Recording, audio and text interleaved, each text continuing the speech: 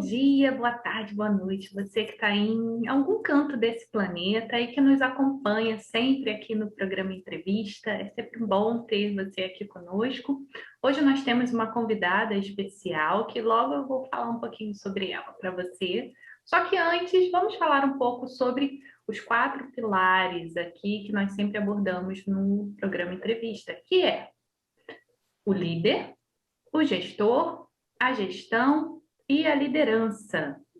E esses 4 pilares se dividem em 2 grupos, que tem a ver com pessoa, que é o líder e o gestor, que são competências diferentes, e vocês vão perceber isso um pouquinho mais à frente. E no ambiente tem a ver com gestão e liderança. Antes de eu chamar a Badia aqui para falar um pouco e se apresentar para vocês, eu vou chamar a Andréia. Andréia, fala um pouquinho sobre você. Olá, que bom ter vocês novamente aqui com a gente em mais esse programa Entrevista. E hoje a gente tem realmente uma convidada muito especial que vai falar principalmente sobre comunicação, mas não vou apresentá-la, vou chamar e vou pedir para você se apresentar. Bem-vinda, Badia Vieira. Olá, meninas, muito obrigada, muito obrigada.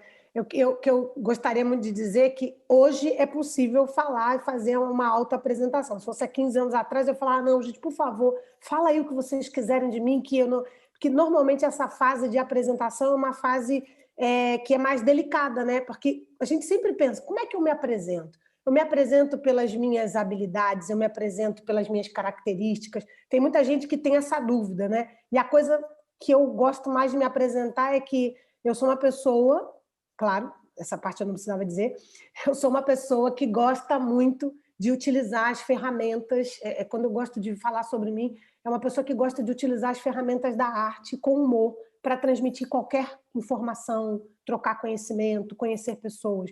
Então, assim, se eu tivesse que me apresentar, falar, essa sou eu, uma pessoa que adora rir, adora ambientes positivos, adora falar sobre comunicação, sobre artes em geral, dentro do mercado corporativo e fora dele, e que a proposta é sempre, tipo, trocar muito. Eu tenho uma paixão de ouvir também muitas histórias. Essa sou eu, essa pessoa que talvez as pessoas entendam e falam, é por isso que ela falou que gosta disso, porque ela é meio viciada nessa coisa, adora uma piadinha, adora uma coisinha.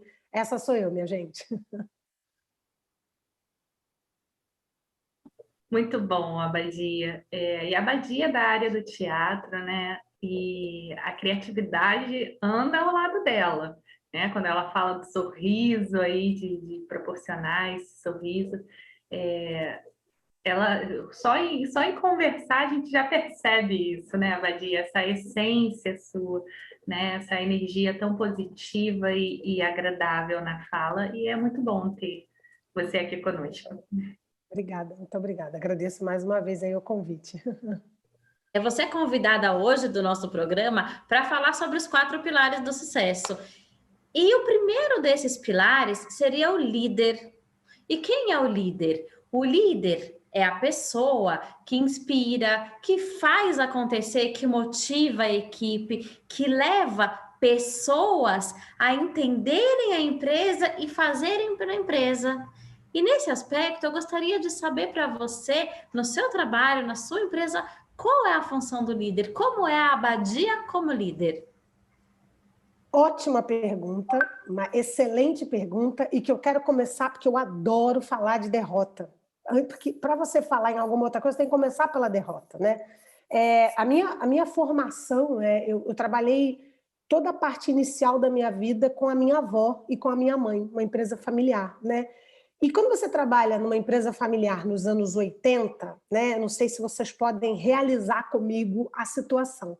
Nos anos 80, a percepção de liderança era muito diferente da de hoje. Nos anos 80, de fato, o que se fazia é faço o que eu digo, não faço o que eu faço. Eu fui criada nesse tipo de liderança. Eu posso, manda quem pode, obedece quem tem juízo. Uma série de frases que isso fica muito no teu subconsciente. E quando você pega a transformação, eu costumo dizer que essa transformação que a gente está vivendo agora é a mais dura de todas. Porque quem é da nossa geração, né, pegou uma fase dessa depois pegou a transição e está pegando agora essa galerinha nova do tipo, você tá louco? Você acha que com esse discurso eu vou ficar na tua empresa? Você acha que falando assim comigo eu continuo trabalhando com você? Você acha que é dinheiro que me deixa aqui presa na sua empresa? Ou seja, coisas que antes estavam estabelecidas como sólida, tipo, eu quero um bom salário, quero ficar aqui nessa empresa, não mexe comigo, tá tudo certo. Hoje está completamente trocada, essa geração nova não se importa com determinadas coisas. Então, eu passei por essa transição a duras penas mesmo, né? Tem uma situação, eu nunca tive essa coisa do cuidado com o feedback. Tipo, para mim, feedback é tipo, fez, falou, vamos falar. Não junto dinheiro, vou juntar feedback, eu vou falar em qualquer lugar, vamos falar, o negócio é botar para fora, não vou guardar nada.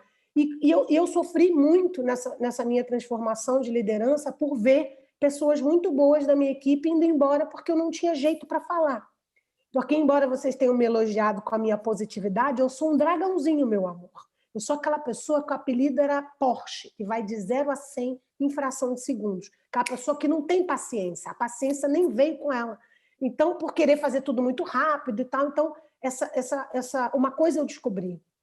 Definitivamente, a era que a gente vive hoje não é nem um pouco, e não tem nem vestígios do que era essa era de 1980.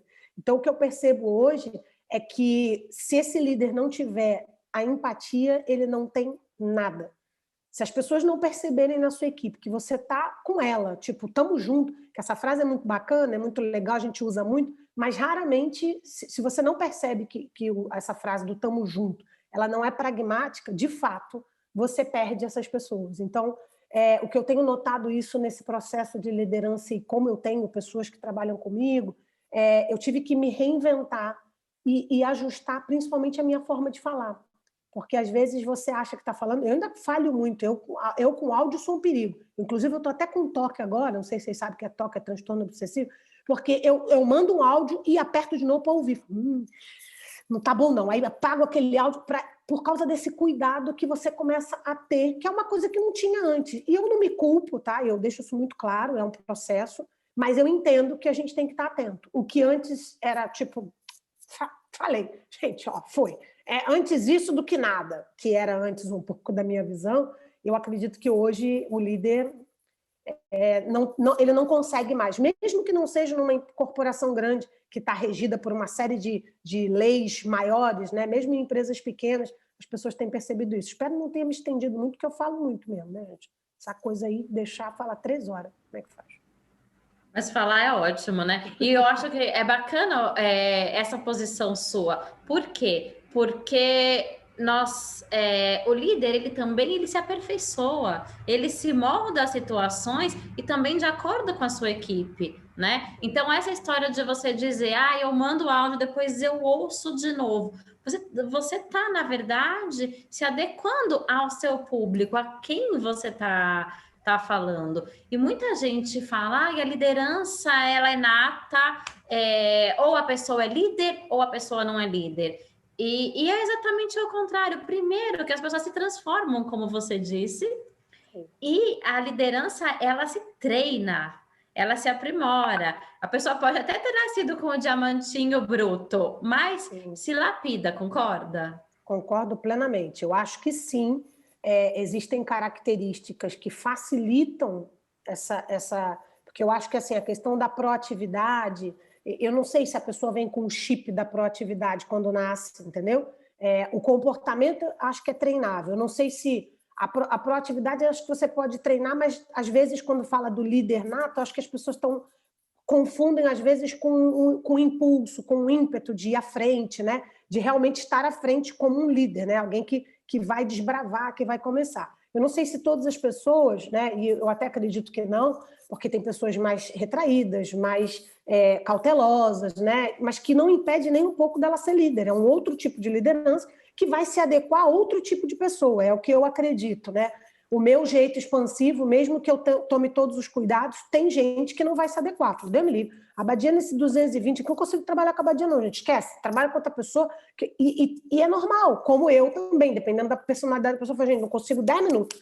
10 minutos com essa pessoa aqui já está me dando coisa. Vamos ajustar aqui, não dá. Porque pode acontecer. Então, eu acho que que realmente ninguém nasce líder, como eu também não acho, eu acho que tem características que as pessoas nascem e podem melhorar, mas, em geral, acho que absolutamente tudo é treinável. Depois que eu entrei para o teatro, minha filha, eu acho que qualquer coisa é treinável. Eu concordo com você. E eu estava lendo um pouco da sua história e eu era uma pessoa que não falava em público jamais. E eu me identifiquei um pouco com aquilo que você disse. E hoje nós damos palestras, conferências, fazemos vídeos, conversamos com pessoas. Veja, foi treinado até Exatamente. aprender, né? Aí a importância de se treinar, do treinamento, de se autoconhecer, de estudar. E, acima de realmente... tudo, eu acho que uma coisa que eu aprendi nesses anos é que, assim, a derrota, ela não é definitiva. Ela é, de fato, um degrau. Que isso é tão clichê, né? Quando a pessoa fala, olha, eu nunca perco, ou eu ganho ou eu aprendo. É maravilhosa a frase. Vontade de bater palma. E gosto dessa frase mesmo. Acontece é que você demora muito tempo para entender o sentido dessa frase. Porque, afinal de contas, se eu te perguntar agora, para as duas, falar, pô, bora passar mal vergonha? Bora agora errar tudo, falar tudo errado, a gente vamos, nós pegamos, falar tudo errado aqui na frente de todo mundo. Ninguém quer. Porque, no fundo, ninguém quer passar vergonha. Ninguém quer, aqui em Portugal fala até isso, espalhar ao comprido. Ninguém quer passar por isso. A gente quer entregar um negócio bom, a gente quer que as pessoas sejam felizes. Se eu estou entregando a comédia, eu quero que as pessoas riam, porque eu não vou querer subir num palco, fazer a comédia e ver as pessoas sérias. Isso aqui não é drama. Ou seja, a sensação de derrota ela não é gostosa, mas ela serve, de fato, para você falar, peraí, como é que eu ajusto isso aqui? Olha, legal, agora que eu tive esse gostinho amargo aqui, como é que eu melhoro isso daqui? Se não, de fato, das duas uma, ou você se acostuma com ser mesmo aquilo, e aí, enfim, é o que às vezes acontece, a pessoa fica ali acomodada e aquilo machuca, porque não há quem diga assim, eu adoro perder. Olha, se tem uma coisa que eu gosto de perder, de errar, de cair, não é que a gente goste, a gente aprende a entender que aquilo é um degrau para você subir, para você superar. Então, eu acho que não ter medo desse fracasso, de se errar. Gente, se eu errar, eu falo, desculpa, olha, deu errado aqui, hein? Com licença, posso resolver de outro jeito? É isso que eu acho que eu aprendi ao longo desse tempo na tentativa de falar em público, na tentativa de estar no palco, porque antes disso, o que me fazia travar era exatamente o medo do que as pessoas estavam me julgando. Então, eu ficava, gente... Eu tenho uma história que eu conto que, quando eu comecei a fazer teatro, como eu vim do corporativo, às vezes eu fazia um papel ridículo e eu me imaginava no palco e na primeira fileira os diretores das empresas com as quais eu já tinha trabalhado. E só de eu imaginar aqueles diretores me olhando naquele papel ridículo, eu já ficava envergonhada, encabulada e nem queria subir no palco. Eu falei, gente, olha o que está acontecendo. Eu estou imaginando que o meu diretor daquela empresa está me vendo fazendo aquilo, mas na posição de colaboradora da empresa dele, não como artista agora, que mudou meu chip. Então, assim, a gente está sempre muito atrelado a isso, e isso é uma âncora, né? Uma âncora muito, muito perigosa, né? Então, não é que não ter medo, é tipo assim, entender que vai fazer parte, que a chance de você falhar já ajuda muito nesse processo. E existe aí, né, Badia, você falando, existe um crítico interno, né, que nem sempre está com a razão. E aí é perceber até que ponto, por exemplo, que você falou das pessoas que trabalharam com você, né, e que provavelmente, né, se eu olhava ali, opa, calma aí, que vai ter alguma avaliação a respeito do meu trabalho, só que não tinha ninguém ali. Ou seja, não havia ali algo que fazia sentido, né? E aí, para virar essa chave, é importante que venhamos a perceber que até que ponto isso é real ou é fantasia, né? Sim. E dar ouvido para o que é real e não para fantasia. E mesmo que seja real, porque alguma parte sempre essa compreensão, acho que esse domínio. Eu não sei se isso vem com a maturidade, que eu já passei dos 25, já acabei de passar de 25 anos agora. E assim, eu não sei se isso vem com a maturidade ou se isso vem de tanto você tentar. A maturidade colabora, isso é inevitável, eu não vou dizer que não, que é. Mas você também tentar, aliado à maturidade, ser um potencializador. Porque uma série de coisas que você deixa de fantasiar, não digo do lúdico, mas você deixa de criar, né, aquele fantasma. Não, porque o autoconhecimento te dá essa base. Você fala, não, eu já sei que eu reajo desse jeito. Então, isso é um fator extremamente importante. Quando a gente fala até de felicidade, boa parte das pessoas não sabe nem o que te faz feliz. Se você não sabe o que te faz feliz, como é que eu vou saber, minha linda? Não tenho a menor chance de te ajudar. Você é a principal responsável por saber o que te faz feliz. Eu posso até te dar umas dicas, mas quem vai te dizer se é ou não é você mesma. Não tem como brincar disso, né? Como você vê na comunicação, no papel do líder? Vamos lá, como é que eu vejo a comunicação no papel? Assim, eu acho que não é uma coisa só do líder, né? Eu acho que quando a gente analisa a comunicação ela é emissor, receptor, mensagem, e-mail, são esses 4 elementos, né? Na verdade, eu acho que o líder, ele acaba tendo, o melhor, né, do líder é a capacidade de entender aonde que está o ruído. Se o ruído está no emissor, que é ele mesmo, se está no receptor, se está no meio que ele está usando, se está na mensagem que ele está transmitindo. Eu acho que isso é uma responsabilidade de todo mundo, mas acaba sendo potencializada no líder porque normalmente ele é o difusor para mais pessoas.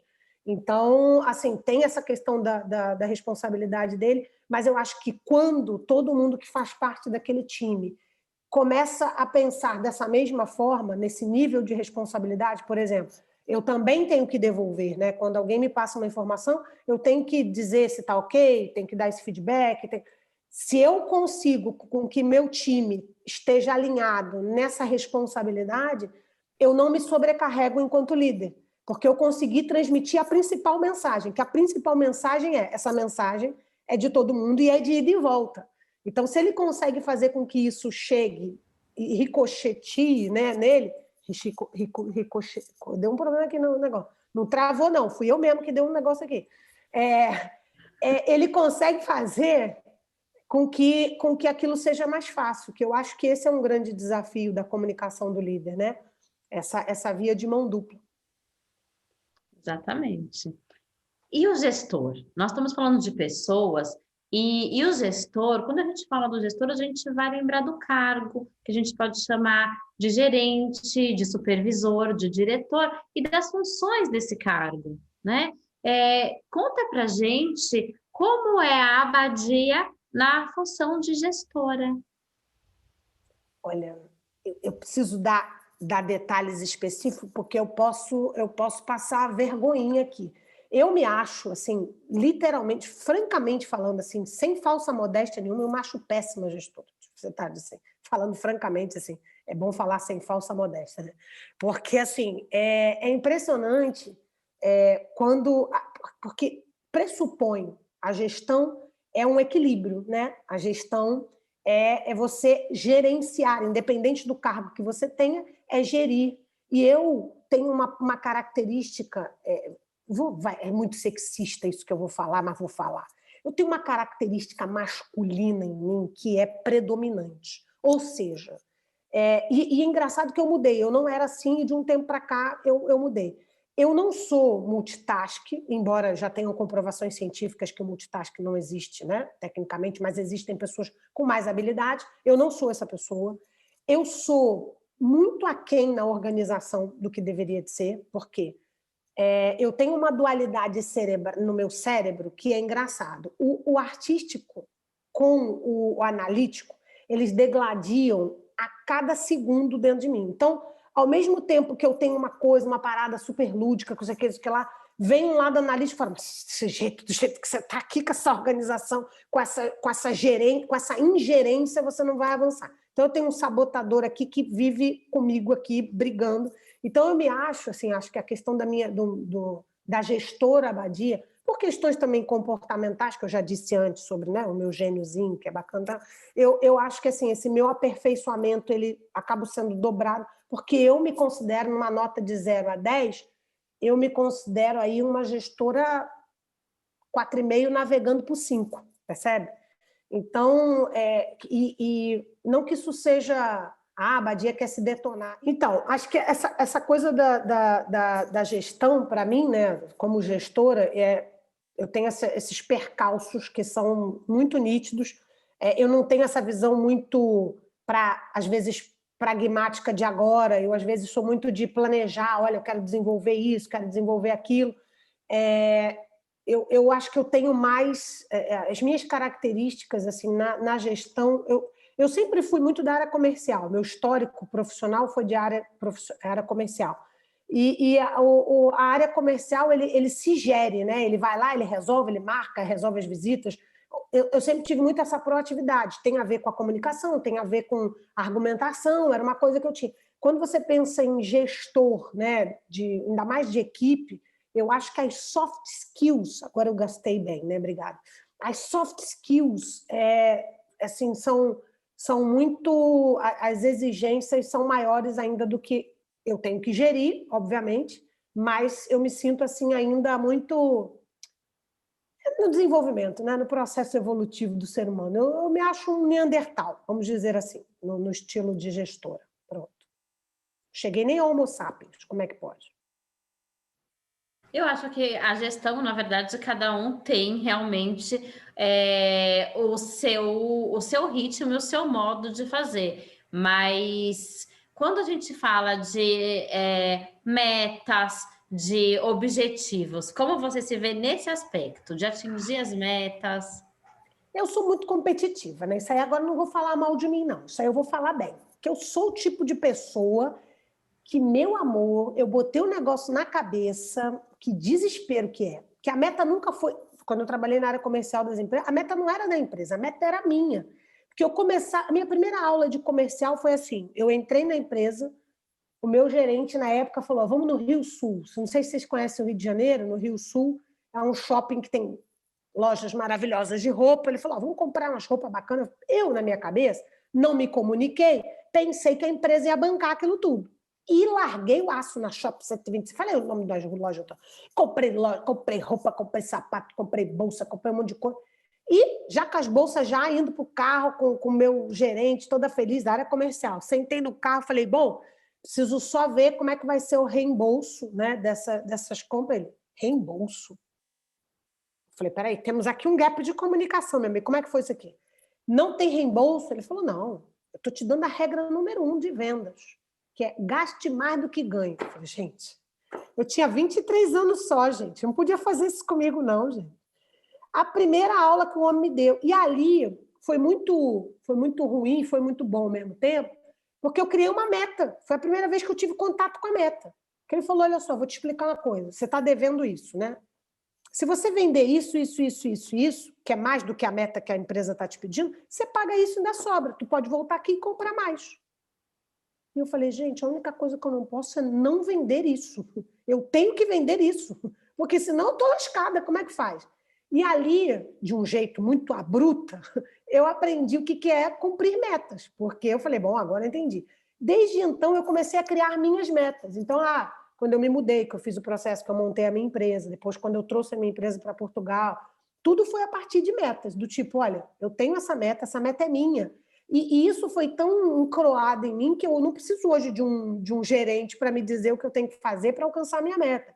Essa gestão, essa autogestão passou a ser mais tranquila, porque eu criei metas e detalhe, quando eu crio uma meta e eu atinjo ela muito rápido, eu falo, essa meta está muito fraca. Essa meta, que eu me presenteio quando eu atinjo metas. E aí, se eu começo a me dar um presente atrás do outro, eu falo, gente, tem alguma coisa errada com essa meta que eu botei aqui para mim.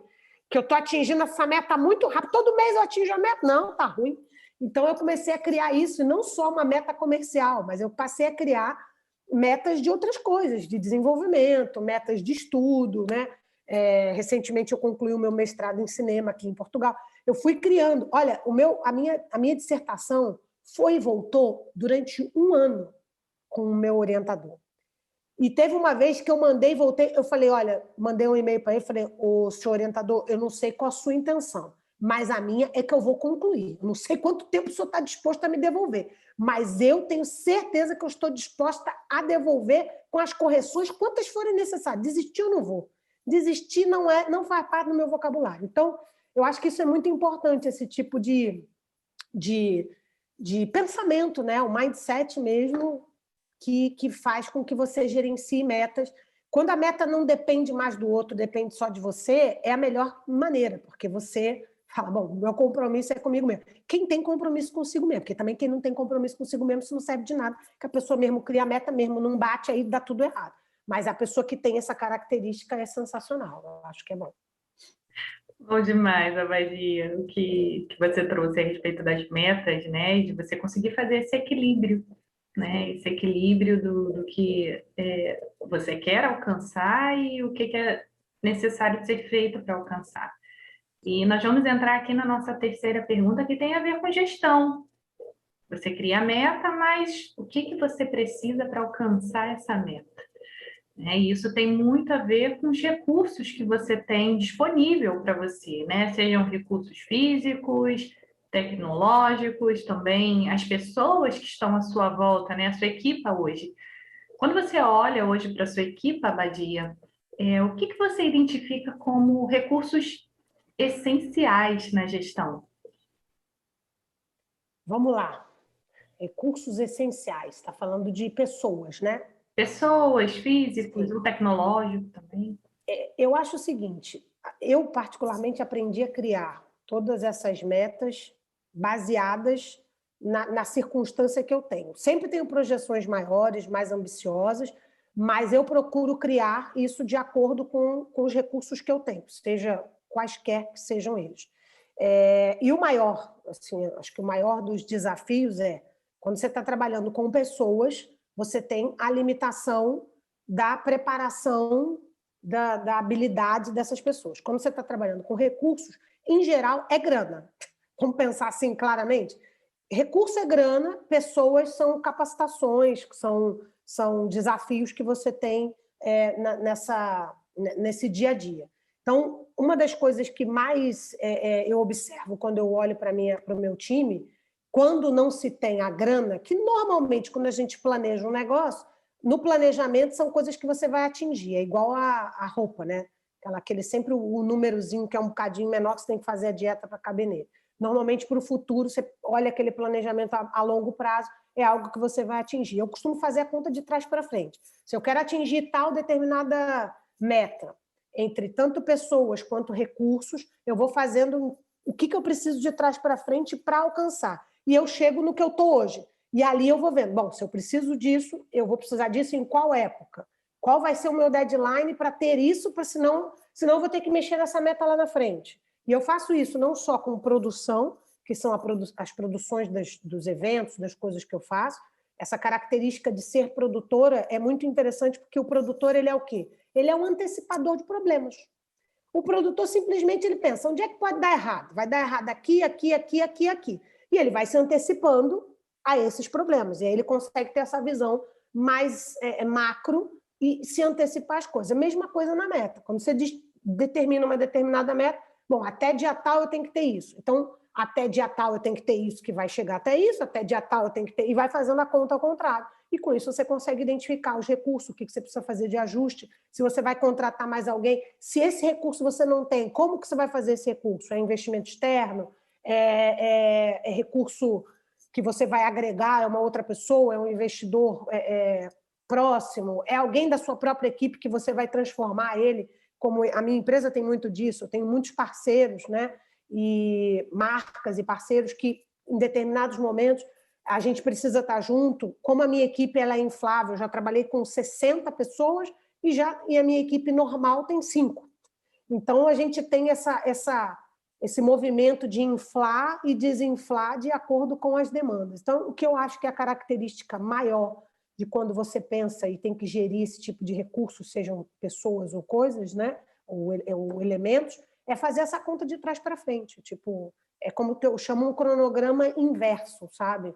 Você vem para trás e, olha, eu começo aqui e daqui, que é o que eu estou hoje, para eu chegar lá, eu já sei tudo que eu tenho que alcançar. Acho que basicamente é isso. É a minha parte analítica, que é muito boa para o planejamento, que nessa coisa eu também não me menosprezo, não, que a pessoa que tem um talentinho para esse negócio aí. Tanto artista quanto analítico, né? Isso é fantástico. É cansativo, mas é bom, viu? Cansa um bocadinho, mas é legal. É que raramente... E eu escolhi uma área artística que não é uma área artística genérica, né? Eu escolhi uma área artística corporativa, que é muito específica. É muito pontual. Não é não é qualquer artista que entra no corporativo, isso eu já percebi. O cara pode ser super talentoso, mas se ele não fala a linguagem corporativa, ele não navega nesse universo. Porque quando você senta com uma empresa, ela até pode contratar o cara famoso porque ele é um artista famoso, ele vai fazer comédia, ele vai se divertir. É entretenimento, mas o entretenimento, ele é específico. A pessoa precisa ter uma certa bagagem, uma certa vivência, uma experiência com a linguagem, com as coisas que se falam, porque senão ele é um peixe fora d'água, porque é um idioma. O corporativez é um idioma. Não tem como você avançar se você não tiver vivido nele, pelo menos por um tempo, né? Então, é uma adaptação mesmo, e eu acabei escolhendo uma área que estava mais dentro da minha possibilidade, baseado no meu histórico profissional mesmo. O que você identifica assim como o que você consegue levar melhor, né? Conduzir melhor os recursos que são físicos e tecnológicos ou a parte de recursos humanos? Qual é que você acha que consegue conduzir melhor? Então, eu tenho uma coisa muito engraçada, né? Na minha própria empresa, eu sou hunter, né? Por ser comercial, eu consigo captar clientes, mas não sei mantê-los. Por isso, eu tenho outra pessoa para cuidar disso. Eu tenho muita dificuldade no pós-venda, porque o hunter, ele vai lá, ele caça, ele traz o cliente está querendo, ele vende isso aqui. O farmer, né, que normalmente é aquele cara, ou o pós-venda, é aquele cara que ele vai construindo aquele relacionamento. E eu tenho muita dificuldade em relação a isso. Então, os recursos humanos, por incrível que pareça, na vida, no dia a dia, legal, super cool e tal. Quando vem para a parte profissional, eu tenho uma certa dificuldade, porque eu acho que eu sou extremamente rigorosa nessa questão, e é aquilo que eu falei, a adaptação do tipo, tanto da linguagem, do que eu exijo, porque eu me exijo muito, eu sou muito, eu cobro muito de mim, então quando entra o recurso humano é mais difícil. Por incrível que pareça, eu sou uma artista falando disso, eu lido melhor com a gestão dos recursos mais práticos, mais objetivos, mais pragmáticos, do que os recursos humanos. Porque essa oscilação, às vezes, né, tanto minha quanto do outro lado, ainda é. Eu sempre falei que a minha pior soft skill é a inteligência emocional. É uma coisa que realmente eu tenho ainda muito que galgar, já fui muito pior, mas eu tenho muito que trabalhar. E gerir recursos humanos está, na minha opinião, muito atrelada à inteligência emocional. Essa capacidade que você tem de entender, pô, isso não é pessoal. Dependendo das coisas, eu acho que é pessoal. O que houve? Gostou da minha cara? O que houve aqui? E que não sei. E aquilo ali já torna uma bola muito maior de neve. A tendência é aquilo ficar muito pior. E se a outra pessoa for artista também, aí, meu amor, aí o negócio vai para um lugar que você não queira saber. Então, assim, a gestão pragmática do tipo de produzir, vem para cá, o que tem que fazer, qual é a ideia, qual a estratégia, quantas pessoas, ligar para patrocinador, cuidar. Isso aí eu vou que vou, vai maravilhoso. Quando entra ali no... É o meu ponto falho, é o meu ponto mais fraco, mas que é o que eu mais tenho trabalhado hoje em dia, porque eu sei que é um gap muito grande. Eu sempre ouvi dizer, tem que trabalhar seus pontos fortes, né? Os pontos fracos... Eu estou na vibe que não. Eu, agora, esse meu momento de vida, os meus pontos fortes, legal. Mas você já é a bam do ponto forte? Não. Mas o gap ficou tão grande com o passar do tempo que eu agora estou focando no meu lado mais fraco. Então, é isso que eu estou trabalhando, são essas relações que eu acho que eu estou priorizando, os cursos, o que eu tenho feito, tudo é voltado para isso. Inteligência emocional, relacionamento, melhoria de comunicação, não agressiva, sabe? Aquela comunicação mais assertiva e tal. É isso que hoje é o meu foco assim, profissional de trabalho. E quando a gente fala, você trouxe, né, esse ponto de vista a respeito das pessoas, né, da inteligência emocional, né, dessa percepção sua a respeito de você mesmo, e conduzindo você, levando você para a nossa quarta pergunta, né, que é sobre liderança, que liderança tem a ver com a essência do negócio, tem a ver principalmente com o envolvimento de pessoas, né? Qual a estratégia que você costuma utilizar dentro do seu negócio para manter a sua essência ali? Por mais que seja o outro ali à frente do espetáculo, a Abadia hoje não vai estar ali, sim, mas a essência estará, né? Qual a estratégia que você utiliza para manter essa essência? Eu acho, eu não sei se seria não sei se é uma estratégia. Eu acho que é uma crença. Eu acho que eu cheguei até aqui baseado nessa minha essência, né?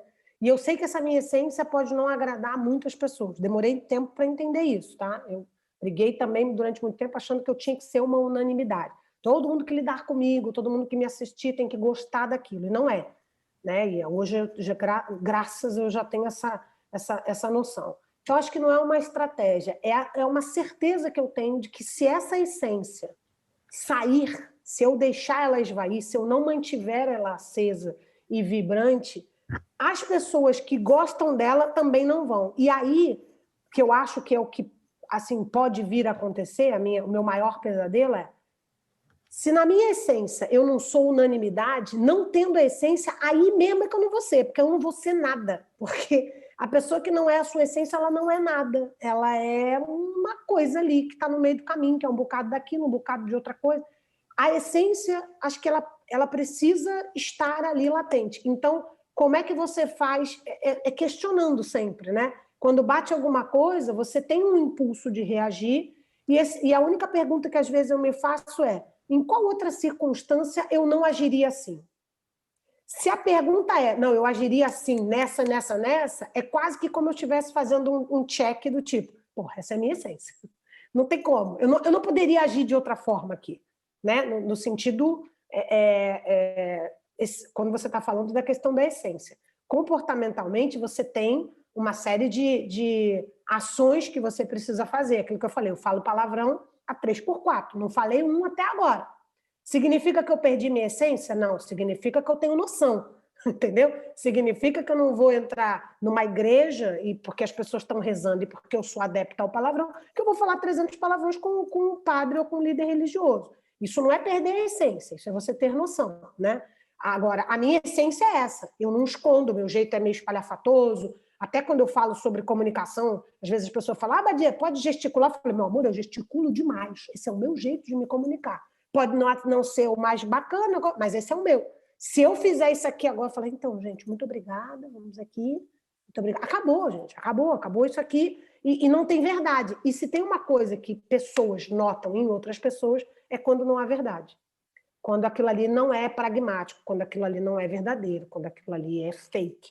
A gente vive numa era onde a gente precisa... É impressionante, ninguém fez curso desse troço, eu nunca vi isso. Você não fez curso de identificação de fake, mas todo mundo sabe quando é impressionante.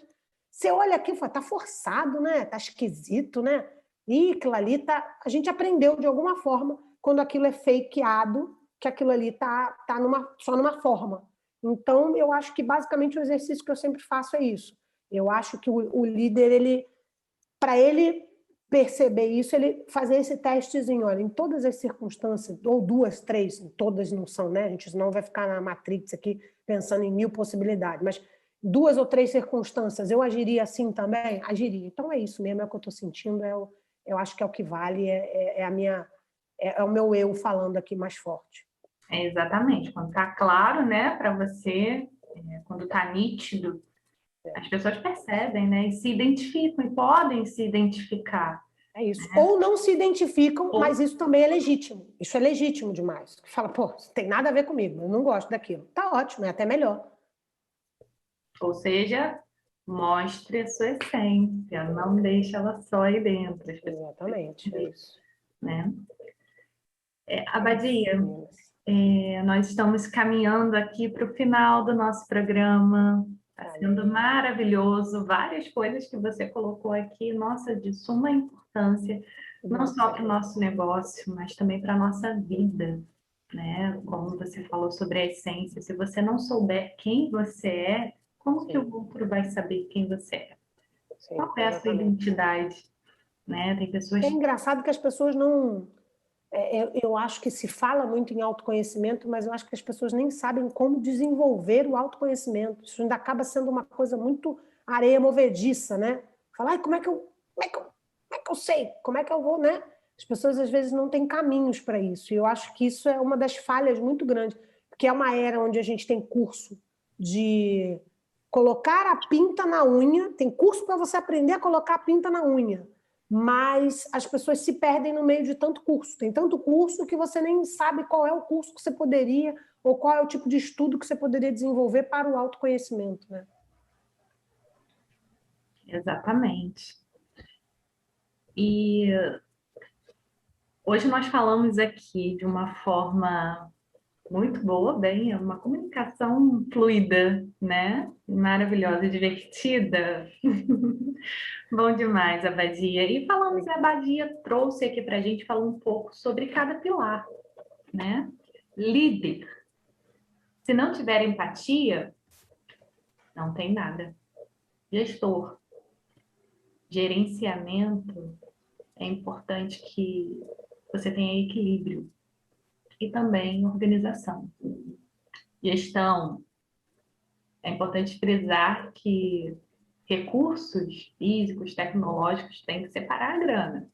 Já com pessoas, tem que investir mais na capacitação. Então, se desenvolva. Gestão, liderança, se você não tiver a sua essência acesa, ninguém vai te enxergar. Ninguém vai perceber essa essência. Abadia, muitíssimo obrigada. Eu que agradeço, meninas. Todo esse conteúdo é de muito valor. Como você mesmo falou, né? Tem frases que parecem um clichê, como você pode aprender com a sua derrota, né? Mas quando você tem a percepção de que você realmente pode aprender, a chave vira. Você continua avançando. Você não fica pelo meio do caminho. Então, frases como essa, a Abadia trouxe aqui pra gente, de grande valor, né, Andréia? Com certeza. E que entrevista agregadora, inspiradora. E falando em inspiração, Abadia, eu queria que você deixasse uma frase, uma frase inspiradora para quem está assistindo a gente. Uma frase inspiradora. Olha, frases inspiradoras, eu conheço dois tipos. São as frases inspiradoras clichês, né? E existem as frases inspiradoras que são apenas para você rir. Eu vou deixar, então, duas, porque eu não posso falar só de uma clichê, porque senão o meu outro lado... A minha frase, a frase que mais me identifico, que tem a ver comigo, que é assim, eu sempre quis me tornar uma coroa milionária. E metade eu consegui. Eu sou coroa. Então, não desistam, né? Essa é a primeira frase maravilhosa que eu acho que é assim, super inspiradora. Eu consegui, né? E a outra é uma frase que eu adoro, que eu acredito muito em sorte. E quanto mais eu trabalho, mais sorte eu tenho. Essa é um bocado clichê, mas é uma frase de sovaco, que eu ando com essa frase debaixo do meu braço todos os dias, que eu falo, gente, essa frase é boa, né, menina? É uma frase boa, né? Então, são duas frases que eu, assim, sempre que eu posso, eu revejo. É muita inspiração. Abadia, obrigada por ter você com a gente. Obrigada, meninas. Obrigada. Foi maravilhoso, como eu falei. Muitíssimo obrigada também. E que a gente venha ter mais encontros por aí, gente. É isso. Beijinho, meninas. Um beijo.